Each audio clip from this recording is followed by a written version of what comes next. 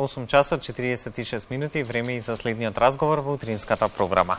Долготрајните суши, се повисоките температури како резултат на климатските промени придонесуваат секоја година светот да се соочува со шумски пожари од огромни размери.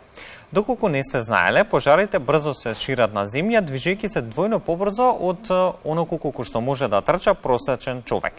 Или пак дека шумските пожари се толку екстремни што може да изгорат на температура од повеќе од 2000 степени Целзиусови. Температура двојно повисока од онаа на површината на Венера. Сето ова е содржано во новиот водич за информација и превенција на шумски пожари кој што го подготвува тимот на Мој воздух, односно Air Care. Детали утринава за истиот дознаваме од Горијан Јовановски од Мој воздух. Добро утро и добро ни дојдовте. Добро утро, Никола, благодарам на покана. Благодарам за тоа што прифативте позитивно нашата покана. Сезоната на пожари и официјално е отворена за жал, зашто информиравме и во денешното издание на Македонија наутро, ја следиме состојбата со пожарот во околината на Атина, каде што пожарникарите се уште се борат со огнените јазици, а евакуирани се повеќе од 600 луѓе. Пожари се уште беснеат и низ Јужна Европа, но добро е што властите во Франција, Шпанија и Португалија пријавија подобри временски услови, бидејќи температурите веќе не се екстремно високи, барем последните информации тоа го говорат. Во една ваква глобална ситуација, станува ли неопходно да се изработи еден ваков водич со конкретни информации токму за шумските пожари? Мора да имаме ваков водич. Го кажувам од причина што живееме во климатска, не би рекол ни промени, веќе криза. Мислам дека влеговме во криза, сите ни јасно ако успеа во Англија да достигне 40 степени, зашто мислам дека почна дали на аеродромот мислам дека им се стопи пистата на некои моменти, каде што рекол ако не може веќе да го правиме ова. Живееме во климатска криза и мораме да најдеме начин како ние, како луѓе кои што посетуваат природата, кои што не мора ни во природа да се дури во самиот град да знаеш како да превенираш можност за шумски пожар да се случи и што да правиш во случај доколку видиш дека има шумски пожар или доколку не дај Боже околу тебе се случи истиот. Мораме сите сега активно се вклучиме, бидејќи на еден начин ќе заштитиме природата, на друг начин ќе ги заштитиме нашите домови, животните и секако животите на пожарникарите кои што ќе мора да излезат таму да се го ризикуваат сопствениот живот за да ги смират огнените стихии. Да, дефинитивно времето за действување е токму сега. Ајде малку по-конкретно и по-детално. Која е конкретно целта на овој водич за шумски пожари кој што мора да споменеме за гледачите дека се уште е во фаза на подготовка?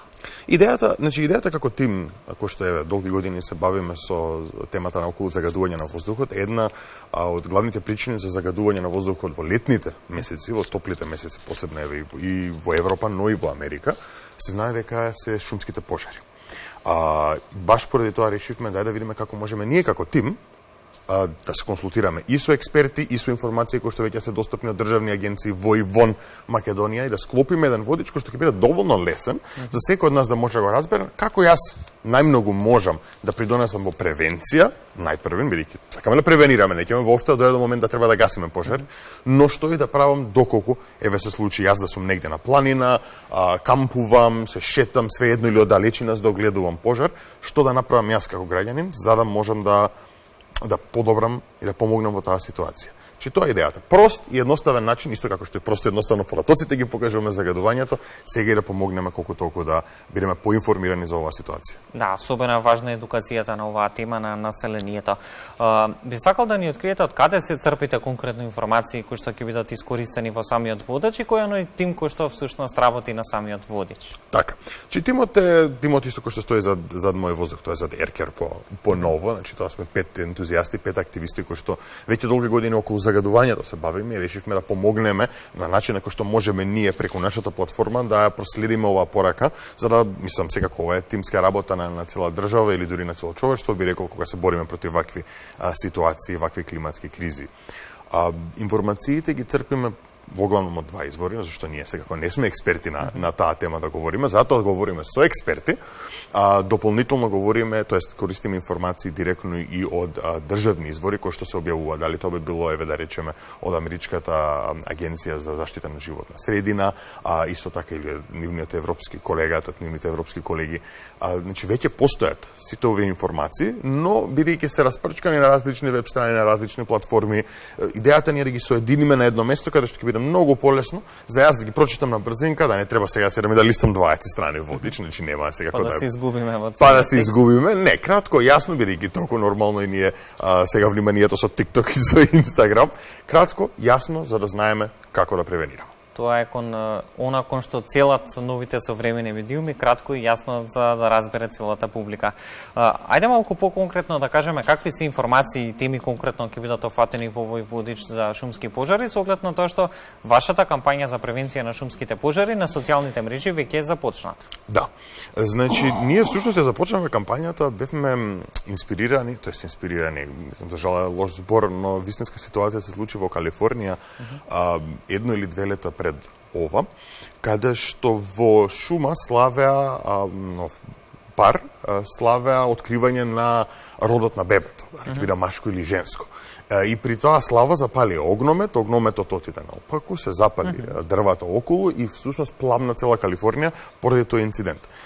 Сам една мала прослава успеа да доведе во ризик огромен број на луѓе кои што живеат во Калифорнија, да уништи огромен број на хектари на животна средина за животни. И решивме, чекај малку, ова нема смисла да дозволиме вакви банални работи да доведат до толку големо уништување на животната средина и загадување на воздухот.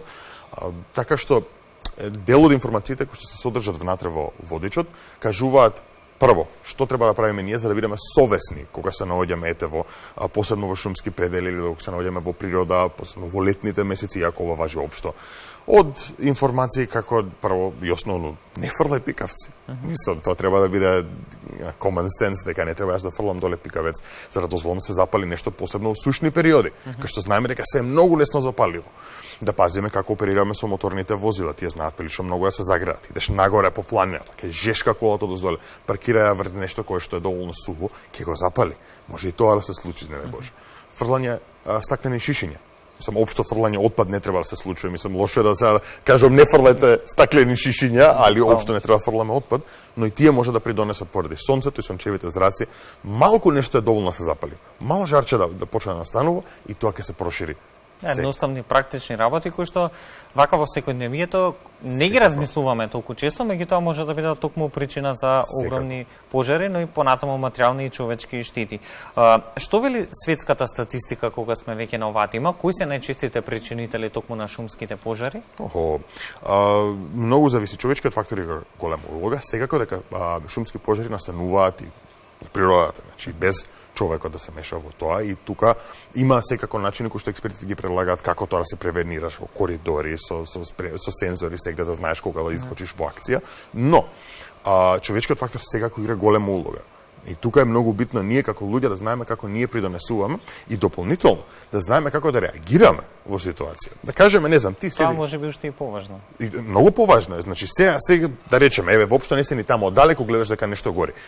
Сум приметил од лично искуство ти го кажувам тоа, дали со пријатели, дали со граѓани кои што биле околу мене, кога видат пожар негде надалеку, леле види го тоа гори, сигурно некој се јавил во пожар. Да не предпоставуваме. Обавезно. Креваме телефон сега кој беше 112, така, или старото 193. Се јавуваме директно на пожарна, пријавувате. Не е страшно да е пријавен пожарот. Воопшто не е страшно. Супер. Подобро да се потврдиме отколку секогаш, во секој случај. И тоа, дури да сте во дивина. Возите по автопат, гледате дека нешто гори на страна. Јавете се. Објаснете во кој предел сте, кажете дека нешто гори.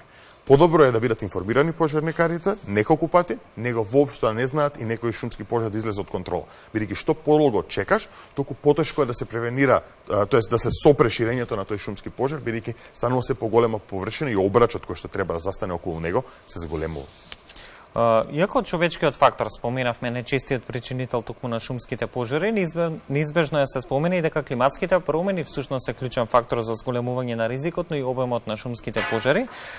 Следствено на тоа, борбата очигледно треба да се насочи кон намалување на нивното влијание, но и кон она што се нарекува загадување на планетата. Секако. Мислам, не знам дали ни треба повеќе докази да сватиме дека се наоѓаме во еден критичен момент. Значи, подолго време се наоѓаме во критичен момент, сега станува покритичен. Температурите, вакви температури, рекорди кои што били измерени сега низ повеќе држави во Европа, во Азија, во Америка, значи се мерат рекорди кои што досега никогаш не били измерени. Веќе се наоѓаме во сериозен момент на климатска криза, каде што мораме нема да речем посериозно да го сватиме. Мора да сватиме дека нема игнорирање или нема чекање ќе дојде зима сега ово. Па ќе дојде зима, па ќе биде полудно, па ќе ги заборавиме проблемите. сериозно активирање, зашто знаеш, климатската криза е чейн ефект, значи ланчен ефект прави на сите овие проблеми. Значи ќе почнат со пожари, пак имаме поплави, пак имаме, не знам, торнада таму каде што има. Мораме, тоа е еден начин на планетата Земја да ни каже дечки доста. Дечки многу е ова и морате да се смирите малку со начинот на кој што искористуваме и ја загадуваме земјата, ако сакаме да ги намалиме овие последици. Вашата кампања за шумските пожари особено внимание посветува и на конкретните совети. Во таа насока, како правилно треба да реагира секој поединец во случај на шумски пожари, во која насока вашиот тим ќе го развива водичот за шумски пожари во наредниот период? Дали е планирано да се вклучи тука и македонската статистика во однос на шумските пожари? Секако. Нас ни е битно, ние со тој водич ќе збориме на глобално ниво, бидејќи секако Мој воздух, тоест Еркер е сега глобална апликација, но бидејќи сите сме од Македонија, сите доаѓаме од овде, ќе ни биде круцијално и да искористиме наша локална статистика, што се надевам да ќе биде полесно да најдеме, зашто тука малку секако е и тешко да дојдеш до овие информации, но зборејќи со противпожарните бригади, зборејќи со можеби и одредени државни институции кои што ги имаат овие порадоци, би сакале да склопиме за да се види ситуацијата кај нас. Бидејќи знаеме дека секое лето се појавуваат пожари. Мислам, јас искрено се надам дека ова лето воопшто нема да има пожари, но знаеме дека шансата за тоа е прилично ниска и дека ќе имаме, за жал, на моменти пожари. Мораме да знаеме ние каква е ситуацијата, мора да знаеме преку овој водиш што да направиме за да го превенираме тоа или што да правиме во таква ситуација кога ќе има. Како да помогнеме во гасењето доколку може, како да им помогнеме професионалците да можат да извршуваат подобро нивната работа и да си заштитиме себе и нашето здравје. Споменавме грижата за животната средина, намалувањето на загадувањето се всушност водечкиот мотив на тимот на Мој воздух. Во таа насока ја најавувате и новата подобрена верзија на апликацијата Еркер. Од каде се јави потребата за тоа и кои се оние новини кои што се внесени токму во самата апликација? Еве сега првпат ексклузивно збориме за новата верзија на Еркер, тоест на Мој воздух, која што од денес достапна. Долги години, јас дури како студент кога изработив првпат Мој воздух, беше фокусирана на мерните станици, дали во Македонија, дали потоа на Балканот, па се проширивме на Европа, но знаеме дека аерозагадувањето го има низ цел свет. Според Светска здравствена организација, 9 од 10 луѓе дишат загаден воздух и 7 милиони губат својот живот предвремено во светот поради дишење на загаден воздух, што е фрапантна бројка, огромна бројка. Мислам, Македонија имаме скоро 2 милиони, а 7 милиони. Значи, од тука дојде идејата дека мораме да пробаме да им помогнеме и на луѓето на глобално ниво, не само онамо каде што до сега бевме проширени во тие земји. Решивме да соработуваме заедно со Европската вселенска агенција. Дечките од тамо имаат многу кул сателити кои што орбитираат околу земјата, скенираат земјата и даваат поратоци за загадувањето од сателити. Што значи дека дури и ти да немаш доле на земјата мерни станици, со помош на сателитските поратоци ние може да добиеме подобра слика за како изгледа загадувањето на секоја точка во светот. И затоа сега корисниците на Мој воздух, тоест на Еркер, ќе можат каде било во светот да видат какво е загадувањето. Макар и да нема доволно мерни станици на самата почва доле, тоест на земјата поставено, со помош на овие сателитски временски поратоци кои што идат низ многу комплексни алгоритми за да се добие бројка која што ќе ни помогне сите за нас да знаеме што дишеме. Споменавте, соработувате со меѓународни институции, колкав е предизвикот да се обезбедат веродостојни податоци на глобално ниво и сосема за крај на денешниот разговор, во која насока ќе се развива понатаму апликацијата, каква иднина посакувате за Еркер? Така. Податоците зависи за која земја, за некои земји се потешко достапни, за некои земји се полесно достапни. Ние упорно пишуваме во која било земја каде што ја шириме апликацијата, пробуваме на локалните, националните власти да им пишеме дечки дали имаме пристап до вашите отворени податоци за аерозагадување, секако волонтерските мрежи многу помагаат во овој случај, така што има сензори распространети се, со тоа што е комплексно дека секој на различен начин ги објавува, па ние мораме сега да најдеме начин да ги агрегираме во една платформа за да бидат достапни на исти начин. А идејата за Еркер во иднина е секако, значи сега сме на глобално ниво проширени, да можеме да помогнеме сите, не само да бидат пасивни, да речам, конзуматори или пасивни луѓе кои што едноставно ќе ја примаат ова информација за загадувањето, туку активни чинители во борбата против загадувањето и да ги активираме нашите корисници за да помогнат, веќе ова да заборавиме тема и да може да збориме на поубави побави нешто. И верувам дека токму ќе успеете во вашата мисија и цел. Горијан, благодарам за денешното гостување во Македонија наутро. Ние и понатаму во утринската програма ќе ја следиме активно вашата работа.